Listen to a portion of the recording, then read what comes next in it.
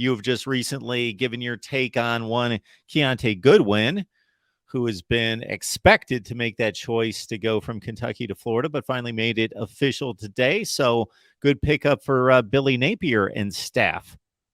Yeah, absolutely. He committed yesterday, and it's a huge addition for the offensive line, something that we obviously lost to the draft this year. We lost a few more than two more to USC, and then a few others. The others weren't really big names, but so we needed to do some work on the offensive line. But this addition with Goodwin is a big one. The average size, I believe, is like 6'6", 340 out of the 13 offensive linemen that Billy has brought in over the past year. So some big boys in the trenches coming in. So really excited to see what they're able to do, obviously, with the great running back duo that we have with Etienne and Montrell. Really excited for this upcoming season, honestly. You bring up those two running backs, and especially with Etienne making his first appearance in college football last year. Were you pleasantly surprised by that tandem? Yeah, I was extremely excited. There's a lot of people that were expecting certain things from Naquan Wright. I was big on Lorenzo. Worked out with Lorenzo. It was more of a fan favorite of mine, and Etienne just took the room by storm. And look, Montrell definitely is the number one back, but Trevor is a close second, and definitely going to make his claim for that throne, I think, this year. And he impressed me beyond words last year. I'm beyond stoked that we get to watch him this year and next year. So I'm excited to see that. I think it should speak volumes to other running backs that are coming in, especially with, again, the offensive line, what they're able to do. The fact that we have multiple offensive line coaches at Florida, it just should be screaming like, hey, if you're a big running back, Florida's a place to come. Shelton, of course, if we would have hit you up a week ago, the story of the week across college football was Jaden Rashada. Yeah. We don't need to dig up the whole storyline. If people don't know it, shoot. You're either not a college football fan or you've been on vacation, whatever the deal is, you can follow that elsewhere because everybody's pretty much up to speed in regards to how that played out. Now it's more about the ramifications for Florida and also across college football, because for everybody that maybe wears Florida State colors or Miami colors or some other colors that hates Florida, Georgia, you can chuckle about the situation and have a good laugh, but hey, you might be next. So this can continue to happen. And based on the feedback I've received from other people, it has already happened, just not to this degree where it became a big story, a big national story. So just some of your thoughts about Jaden Rashada and the Florida aftermath and how this may hurt the program or maybe not. Yeah, I think Nick Delatorre wrote an article just the other day, and we talked about that yesterday on our show, and I think he kind of cleared the air a little bit. I think he cleared all names involved to a certain extent. And what I mean by that is I think Florida is staying clear of this from what he said, because how it looked like it broke down was it was a third party involved with the Gator Collective. The Gator Collective caught that there was a mishap or a miscommunication with the contract between the third party and the Rashadas, and basically said, hey, we got to fix this here. And nothing got fixed, which is what led to the termination of the contract. And then it went further than that. And where it ended up being was it happened. They got terminated, I believe, like on the 7th, and they still ended up signing with the Gators. And so that kind of spoke to, okay, well, who is, speaking to Jaden, who's informing Jaden, like, hey, you should continue to sign. And so it kind of broke it down to where it looked like maybe Rashadas Camp made a mistake, not necessarily Jaden, but the people around him were saying, hey, this is something that you should go after. This is something you should continue to pursue. That's going to get worked out. It's going to get figured out. And obviously it didn't get figured out. So I think it's going to go by the wayside. ESPN ran with it pretty heavily when it first came out, which did drag Florida through the mud a little bit. But the good thing about news is that it goes away pretty quickly. We kind of spoke about this on the show, I think a few weeks ago. It feels like we've been in the major news 4 times this past year. The first being when Anthony changed his name from AR-15 to AR. Not necessarily negative, but was a publicly news story because of it being politically driven. And then we had the situation with Marcus Stokes, with him being released from Florida Gators due to the rap song that he was participating in. Then we had the Kidness situation, and now Jaden. I was like, look, at some point, any news is good news. And that's kind of what we have to kind of hang our hat on. Is like, look, right now, yes, Florida State, Georgia, Miami, they can all poke and have some fun. And trust me, they are, as they should. It's part of the game. But I think how it's kind of close. I feel bad for Jaden too. I really do. I think some people are kind of overlooking at it, but look, he got offered the money regardless of that, whether he deserved it or not. He was offered that at some point. And so there's no wrong for him wanting that or expecting that or thinking he would get that. And now he's kind of left, looking around, trying to find a home here in the last few weeks with signing day coming up. I know they can kind of sign a little bit after that, but kind of put him into an uncomfortable situation. So I do feel bad for him and what's going to happen with his future. Shelton, few people expected a huge season for Florida on the field in 2022. Maybe 6-6 to 8-4 was the range that most people had it targeted. So maybe they were more closely aligned to the basement than the ceiling in regards to the performance on the field. Billy Napier wrapping up a second recruiting cycle. Of course, the first one, he just jumped in right after he got hired. So not really his class to a certain extent, but had to try to maintain that one. Finishes up with a top 10 to 15 class here in the 2023 cycle. And again, there are still some possibilities out there with National Signing Day less than a week away. But when you take the recruiting, put it together with the performance on the field through 13 games, going 6-7, what are your thoughts about Billy Napier's performance thus far? Yeah, so most people were pretty frustrated with how it ended. I think I was a little frustrated. I felt like we left a lot on the table. There's a few games that we could have won. The Vandy game was unacceptable, in my opinion. The Kentucky game, we kind of let loose a little bit, but everything else was very close. Kentucky, it was Kentucky's year. They were projected to go 10-2 for a lot of people. Tennessee obviously had its year. I call it lightning in a bottle, in my opinion. Georgia was obviously Georgia. Got the W against Utah. Florida State looking really good, looking even better for next year. So everyone's frustrated with 6-7. That was a hell of a schedule that Florida was put through. And the big conversation was, hey, we got to get Billy's guys in there. And some people are frustrated, like, well, what's the knock on Mullen's guys? Well, they don't fit the system. They don't fit the culture, etc.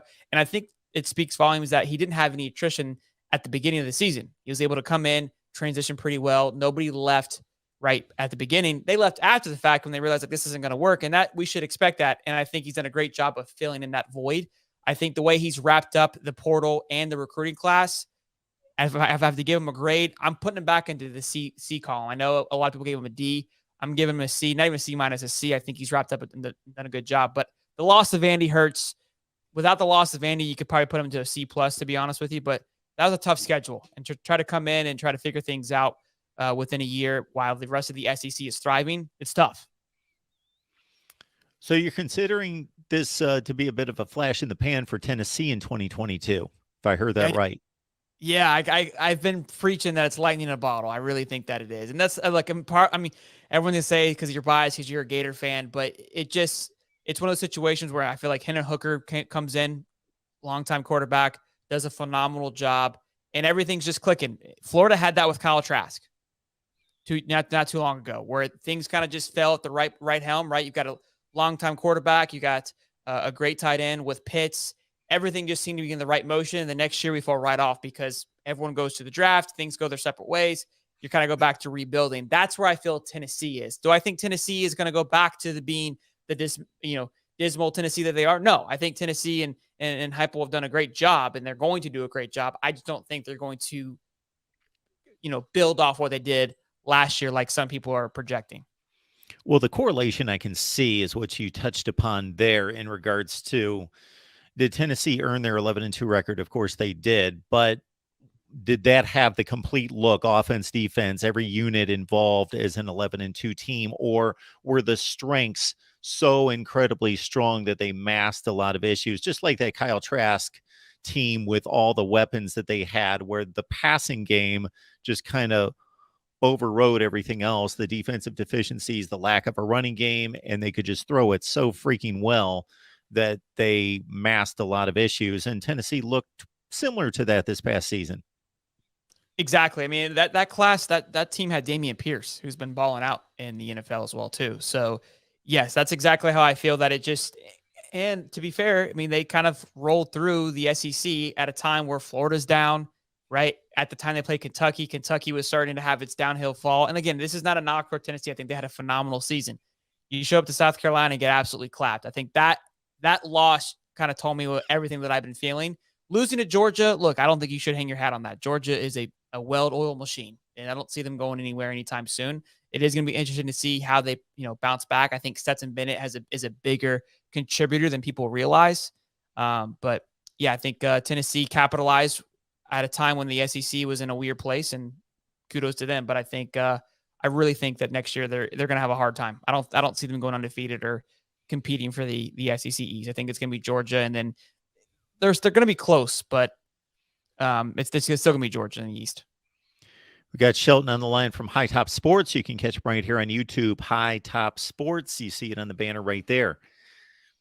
There was some thought here in the last few years, and maybe this was part of the Dan Mullen impact, both, and we know the positive in regards to his ability to develop quarterbacks and scheme offenses, but the negative being not the best recruiter, not going to grind it out like some other guys, maybe didn't, because of that lack of focus and attention given there, maybe there wasn't as much drive to get those things done that have to be done to compete at the highest level in regards to recruiting, staffs, resources given, facilities, all those things. Where do you see Florida in regards to competing in all the ways that have to be in play to try to take down a Georgia eventually? Look, I think this class here for 2023 is a great start. It's got some holes that we missed out on. Obviously, the quarterback, which we did not pick one up, but with the portal, it changes the way the recruiting cycle works a little bit. You may miss out on it, but you can fill that void, right? We got one running back. We picked up a running back in the portal, so you can kind of maneuver your way around and fix holes pretty quickly with the portal than you couldn't before. So the class is extremely healthy. It's top 5 in the average value per player, which is huge. 2024 has a high value right now. I think it's the second with a 95. Now, again, it's early, but I'm going to point to it because it's what we got. So I think what Billy is doing is, look, I think if you look at what his blueprint is right now, what I just mentioned earlier with the offensive linemen and the average size of them, and if you go look at the D-line, same correlation. When Kirby came into Georgia, he built the same thing. He started in the trenches. Saban starts in the trenches. Before the Jalen Hurts, Tua, and Mac Jones, you can name the quarterbacks for Alabama. But that's what you know those quarterbacks for, is being at Alabama. They didn't go to the NFL and do too much. They were a system quarterback. He built around the quarterback. You're not going to make any mistakes. We're going to build a perfect system with a great running back core and in the trenches, and you're going to get it done. If Stetson's not that guy, then that, again, Georgia speaks to that, of that's how good the trenches are. So Billy is showing that he is doing that and doing that effectively. What I mean effectively too is we miss out on Samson Okunlola, the 5-star offensive tackle to Miami. His NI evaluation is like 150,000. Keontae Goodwin, 5-star offensive tackle, ranked 5th in the country just last year. NI evaluation 47,000. So we're getting essentially the same guy with a year under his belt in college for half the value, right? So even more than half. So he's kind of moving. I keep saying this. He's moving like the G in lasagna. He's silent and he's deadly, but it seems like he's kind of slowly picking away at it. And I'm excited. I'm a believer in Billy. We call him Billy Ballsack here on High Top Sports because I think he's got it going on. And I love what he's doing. I'm going to believe until there's not a reason not to believe. I think the 6-7 last year, again, a lot of it has to do with schedule. A lot of it has to do with him trying to implement his process in the SEC and an easy place to play in. So I'm excited about it. This has been my pet question for the last few weeks, talking to either Florida, Florida State, or Miami guests. Yep. And I'm going to stay with it here to get your take, because I'm a bit fascinated in the dynamics between those three schools. Because, of course, Miami's been down forever, 15 to 20 years. Sure. You know, they've had reason to be excited here and there. They hire Mark Richt. They get some good recruiting classes here and there. You know, there have been reasons to get excited here and there, but they have been the most down for the longest time between the three. Of course, Florida State won a national championship less than 10 years ago. They've been down for 5 years. Then they pop up with a nice season. We'll see if they can sustain it under Mike Norvell.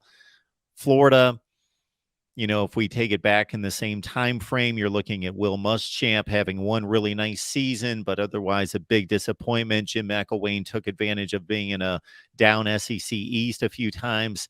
And then Dan Mullen upgraded season to season to season before he made some really costly bad moves.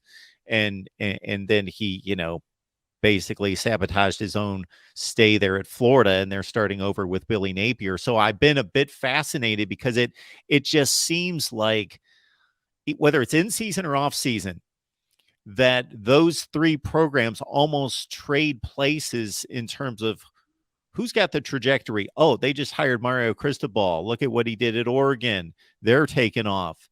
Miami's recruiting well. Oh no, Florida State has a really good season. Oh, Florida under Mullen, They're, and it seems to be this rotating. Right now, it's Florida State, of course, that seems to be the hot item. But how do you see the dynamic playing out between those three schools and who's got the upper hand?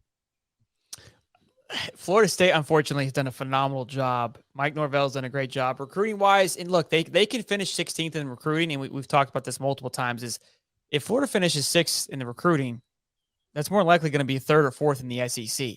So how good is that really? Right. Florida State finishes 16th in recruiting. Well, they're 2nd in the ACC. So they can still be dominant. Right. And he has absolutely owned the transfer portal the last 2 years. Murdered it, absolutely killed it. The average value of players that he's pulling out, they got the second best player after behind Travis Hunter and Ventrell Cypress. Same person, less value, phenomenal. Jaheim Bell, tight end from South Carolina. I mean, they're absolutely murdering it in the transfer portal. And again, they play, in my opinion, an easier conference, and so they're able to be more successful. So, in that regards, I think Florida State's going to have the upper hand here pretty quickly. Miami, it's funny to watch Miami because, like you said, they get excited for like a new head coach, as they should, right? I mean, with you being down for so long, any pulse down there in South Beach is going to get those guys fired up, as it should, because it's like they're looking for anything to grab onto. Florida, outside of honestly the Kyle Trask year, has been very mid for a very long time, and I made a video about this not too long ago. If we Florida fans think that it's 08 still, it hasn't been 08 since 08. It's been basically mid and not. It's been a slow downward trajectory. We just haven't been able to notice it because of those, like you mentioned, the quick upticks here, and it felt like, oh, we're back. We were never really back. We lost 2 or 3 games, which you can't lose 2 or 3 games. That's unacceptable if you're at Florida. So I think it kills me to say this, and my host is a Florida State fan, and hopefully he doesn't see this, but I think Florida State has the edge right now. I think Miami is farther than what people want to recognize. They had a great class. It's going to take some time for that to translate onto the field. In my opinion, they still don't have a quarterback, and they didn't do well in the portal. So I don't see Miami coming out of just nowhere. They had Miami. I saw some people last year to finish in the Final Four, and obviously we saw how that panned out. So, but look, the FSU's done this before, where they've got everything lined up, all the lights are on them, and they choke. But I think FSU is going to be a force to be reckoned with, at least for next year, and we'll see what happens at the Jordan Travis leagues. But right now, they definitely have the upper edge. And again, maybe the key phrase in all that is right now, because if we're having this conversation a year ago, Florida State's coming off 5-7, sure. And there's changes very quickly. Yeah, absolutely it does, especially with the transfer portal. That can really turn things.